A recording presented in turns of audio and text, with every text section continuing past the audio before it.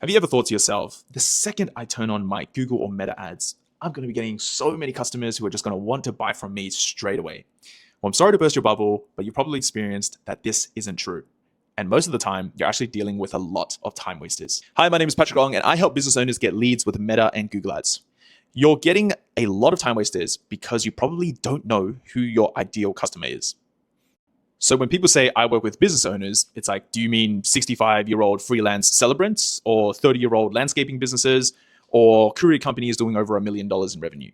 Like when your ads are really general, you tend to get a small sliver of the right people, but a lot of the wrong people that you don't want, which leads to a lot of the time, a lot of phone calls, but not a lot of sales. So your mission with ads is first to find your ideal customer. Then getting sales and scaling will become a lot easier. So here's how to do this. First, look at all of the people you've spoken to over the past 90 days. Then note down, number one, who actually wants your service? Number two, who can actually afford the services that you have at the prices that you're currently selling them at? Number three, where are all of these people located? And number four is what service are they actually buying from you? And what's the most important thing about that service that gets them over the line? So we had a client who was doing junk removal, and it looks like in the beginning, there's a lot of people that have homes. There's a lot of people that have junk sitting in their garage. Our ideal client was probably people who have junk in their homes that they just want to get rid of, right? But then the more we ran the ads, it started looking like the people that were actually buying and actually able to afford the service was actually people that were coming towards the end of their lease.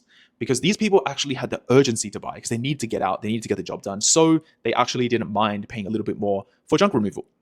When it came to people that didn't have a lease that was ending, there was no urgency to actually get the job done because they were just like, you know what, I'll just wait a couple of weeks for council to get rid of the rubbish and I don't want to pay this premium. So we were getting a lot of phone calls from these people, but our client wasn't able to actually close the deals with these particular prospects.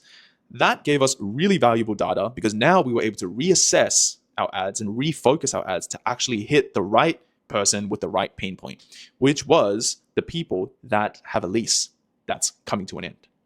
So the message here is don't expect to find your ideal clients in the first 90 days of running your ads. It's purely a data gathering exercise so that you can go back and just look at who actually wants your stuff, who can afford it, and where are they located.